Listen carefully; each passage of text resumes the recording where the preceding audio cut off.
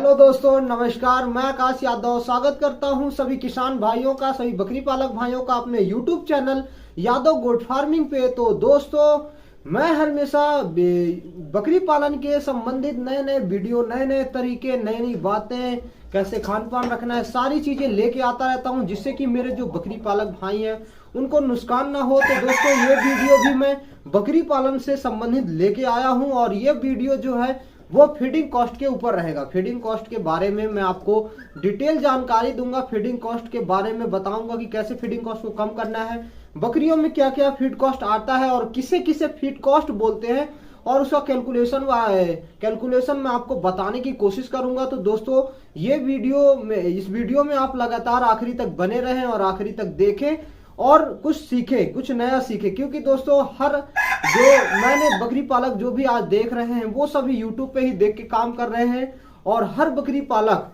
सफल तो नहीं हो पा रहा है क्योंकि यूट्यूब के चक्कर में फंस चुका है। अगर वो रियलिटी देखेगा, कहीं रियल जाके देखेगा, वो उसमें सफल होगा। लेकिन दोस्तों, मैं एक फार्मर हूं और मैं अपने यूट्यूब पे फेक बाजी वाली वीडियो नहीं डालता हूं, ना फेक बाजी बताता हूं। मैं जो भी डालता हूं अपनी रियलिटी डालता हूं, जो मैंने किया है, जो मैं कर रहा हूं, ये सब चीजें शेयर करता हूं। इसलिए जो मेरा वीडियो रहता है वो बिल्कुल सच्चाई वाला वीडियो रहता है। लेकिन कई भाई हैं मेरे, मैंने नाम तो नहीं लेना है, लेकिन मैं आपको बताता हूं कि और बहुत कई सारे वीडियो आते रहते हैं। 10 बकरियों से 2 लाख की कमाई, 3 लाख की कमाई, ऐसे वीडियो आते रहते हैं दोस्तों। लेकिन कि इसमें क्या सच्चाई होती है वो तो करने वाला ही समझ सकता है कि ओरिजिनल में सच्चाई है या नहीं है। और बहुत सारे भाइयों के मन में ये सारे भी भ्रम रहते हैं। तो दोस्तों, ये सारी बातें हम दूसरे वीडियो में करेंगे।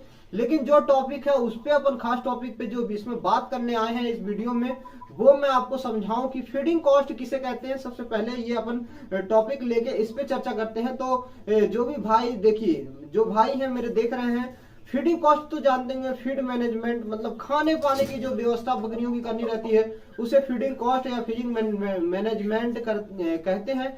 लेकिन ये जब अधिक बढ़ जाता है तो बकरी पालक को नुकसान हो जाता है।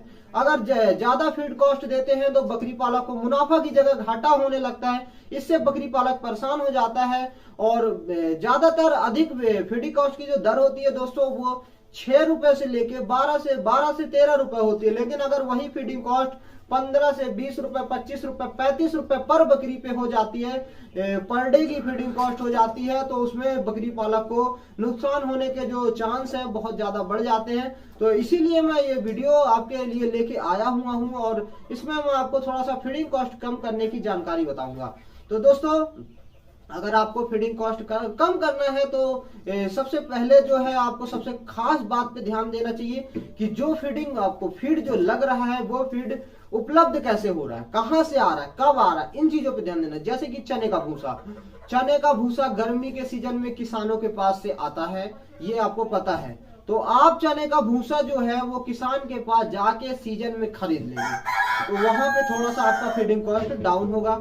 उसके बाद गेहूं अपन को चाहिए, तो गेहूं के सीजन में आप जाके किसान से डायरेक्ट गेहूं खरीद लेंगे। अगर आप कहीं मंडी से, कहीं दुकान से लेते हैं तो वो दूसरे से तीसरे के पास आया हुआ रहता है, जिससे उसका जो रेट है, मूल्य है, वो बढ़ के ही मिलेगा। क्योंकि जो भी लाएगा वो अपना जो उसमें मुनाफा दर है वो रख के ही बेचेगा, इसलिए अपन को घाटा होता है। इसलिए वो चीजें किसान के पास से लेनी है, किसान भले ही थोड़ा दूर जाके लेनी है। अगर अच्छी मात्रा में क्वांटिटी में लेनी है तो आप 10-20 किलोमीटर, 50 किलोमीटर लेने जा सकते हैं। इससे आपका फीडिंग कॉस्ट कम होगा। और सीजनली खरीदनी है, चीजें जो सीजन में जो चीज उपलब्ध हो रही है वो चीज लेना है। इसके अलावा दोस्तों, आप अगर चाहें तो जो मंडियां होती है वहां पे 2 नंबर 3 नंबर का जो छन्ना लगा हुआ गेहूं होता है, बिल्कुल छोटा छोटा होता है, जो दाने रिजेक्ट कर दिए जाते हैं, वो दाने भी लाकर आप बकरियों को खिला सकते हैं। क्योंकि उस दाने में भी प्रोटीन वगैरह सब कुछ होता है। लेकिन वो दाने जो होते हैं छोटे दाने होते हैं, इसलिए जो है वो पास होकर नहीं जाते हैं। तो वो अपन को सस्ते रेट में चने का भी मिल जाता है और गेहूं का भी मिल जाता है, वो आप जाके ले सकते हैं। वो सस्ते दामों में मिल जाता है और आपकी फीडिंग कॉस्ट सस्ती पड़ जाती है। इसके अलावा सबसे खास जो मायने रखता है फीडिंग कॉस्ट को कम करने के लिए, वो रखता है हरा चारा। अगर आपके पास हरे चारे की अच्छी उपलब्धता होती है तो आपका फीडिंग कॉस्ट जो है वो बहुत ही कम लगता है। क्योंकि हरा चारा अगर आपको प्राप्त हो रहा है, आप खेत है आपके पास, आप लगाए हुए हैं या लीज वगैरह पे जमीन लेके, किराए की जमीन लेके अगर बो देते हैं, आप ग्रामीण परिवेश से संपर्क रखते हैं या आसपास है या आप ग्रामीण में रहते ही हैं, अगर शहर में बकरी पालन कर रहे हैं तो आपको तो ये जो उपलब्धता है ये नहीं हो पाएगी। लेकिन अगर आप ग्रामीण क्षेत्र से हैं, ग्रामीण क्षेत्रों में अगर इस चीजों को उपलब्ध करना चाहेंगे तो बड़े आसानी से उपलब्ध हो जाती है।